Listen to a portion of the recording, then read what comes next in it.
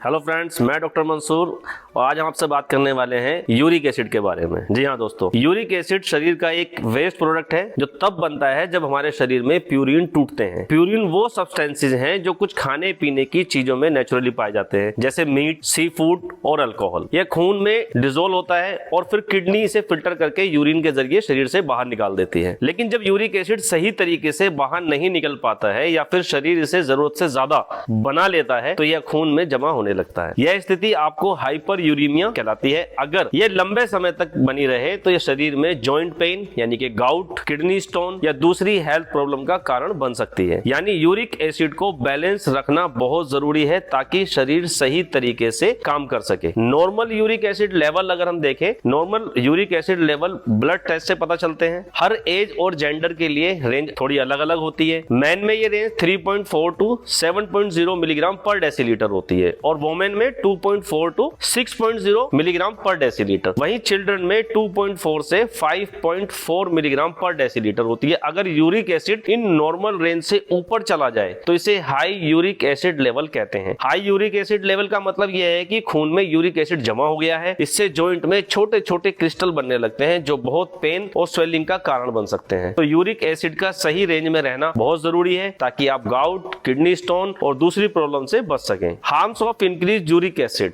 जब शरीर में यूरिक एसिड बढ़ जाता है तो यह कई हेल्थ प्रॉब्लम का कारण बन सकता है। चलिए आसान भाषा में समझते हैं। सबसे पहले कहते हैं गठिया, गाउट। यूरिक एसिड से जोड़ों में क्रिस्टल बनने लगते हैं जो तेज दर्द, सूजन, स्वेलिंग, लालिमा का कारण बन सकते हैं। ये प्रॉब्लम खासतौर पर पैर के अंगूठे में ज्यादा देखने को मिलती है। Kidney stone. Uric acid crystal kidney में जमा होकर स्टोन बना सकते हैं। इससे पेट के निचले हिस्से में तेज दर्द होता है और यूरिन पास करने में भी दिक्कत हो सकती है। जोड़ों में स्टिफनेस और पेन होने से चलने फिरने में मुश्किल होती है। मूवमेंट रेस्ट्रिक्टेड हो जाती है जो डेली लाइफ को प्रभावित करती है। Heart problem. High uric acid level का संबंध हाई ब्लड प्रेशर और दिल की बीमारियों से भी हो सकता है। इसलिए यूरिक एसिड को कंट्रोल में रखना बहुत जरूरी है। यानी यूरिक एसिड को इग्नोर करने से सीरियस हेल्थ इश्यू हो सकती है। टाइम पर एक्शन लें और इसे बैलेंस में रखें। अब बात करते हैं cause of high uric acid. इसके कॉज क्या हो सकते हैं? यूरिक एसिड लेवल बढ़ने के कई कारण हो सकते हैं। आइए इसे सिंपल लैंग्वेज में समझते हैं। सबसे पहले ऐसे खाने जिनमें प्यूरिन ज्यादा होते हैं जैसे red meat, sea food, alcohol, इनका ज्यादा सेवन यूरिक एसिड को बढ़ा सकता है। अब बात करते हैं डिहाइड्रेशन की। पानी कम पीने से यूरिक एसिड शरीर में सही से फ्लश आउट नहीं हो पाता है जिससे यह बढ़ने लगता है। बात करते हैं लाइफस्टाइल फैक्टर की। अधिक वजन और फिजिकल एक्टिविटी की कमी भी यूरिक एसिड को बढ़ा सकती है। कुछ मेडिकल कंडीशन होती है, कुछ बीमारियां जैसे डायबिटीज, हाई ब्लड प्रेशर भी यूरिक एसिड लेवल को बढ़ा सकती हैं। अगर आपको हाई यूरिक एसिड से बचना है तो डाइट, हाइड्रेशन और लाइफ स्टाइल का खास ख्याल रखना होगा। अगर आपके यूरिक एसिड लेवल बढ़े हुए हैं तो आपको घबराने की जरूरत नहीं है। इसे कम करने के लिए आप कुछ आसान स्टेप अपना सकते हैं। सबसे पहला है diet tips. Purine rich food जैसे red meat, sea food, alcohol से बचें। अधिक पानी पिएं ताकि किडनी यूरिक एसिड को आसानी से फ्लश आउट कर सके। फाइबर युक्त भोजन जैसे फ्रूट्स और वेजिटेबल्स खाएं। लाइफ स्टाइल्स में कुछ चेंजिंग करें। रोजाना एक्सरसाइज करें ताकि शरीर हेल्थी और एक्टिव रहे। अपने वेट को मैनेज करें क्योंकि ओबेसिटी यूरिक एसिड लेवल को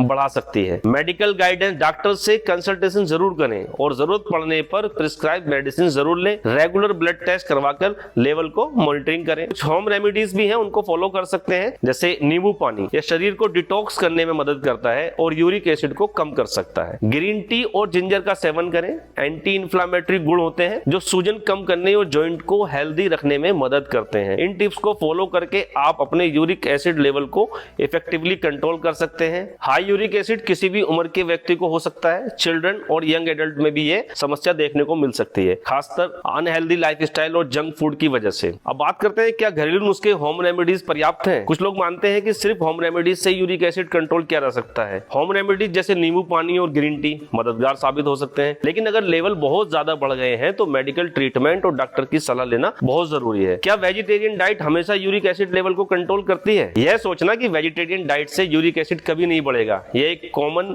मिसकंसेप्शन है। कुछ वेजिटेरियन फूड जैसे मशरूम और स्पिनच में भी प्यूरिन होते हैं जो यूरिक एसिड लेवल को बढ़ा सकते हैं। वीडियो के अंत में एक छोटा सा क्विज है, आप बताइए कौन सा फूड यूरिक एसिड बढ़ा सकता है, ए ग्रीन टी या रेड मीट। अगर आपको ये जानकारी पसंद आई है दोस्तों तो लाइक करें, शेयर करें और इस जानकारी को ज्यादा से ज्यादा लोगों तक पहुंचाएं ताकि जो लोग यूरिक एसिड से परेशान हैं और यूरिक एसिड की समस्या से पीड़ित हैं उन तक ये जानकारी पहुंच पहुंच सके, उनको हेल्प मिल सके, आपको और मुझे सबको दुआओं में याद रख सके। धन्यवाद।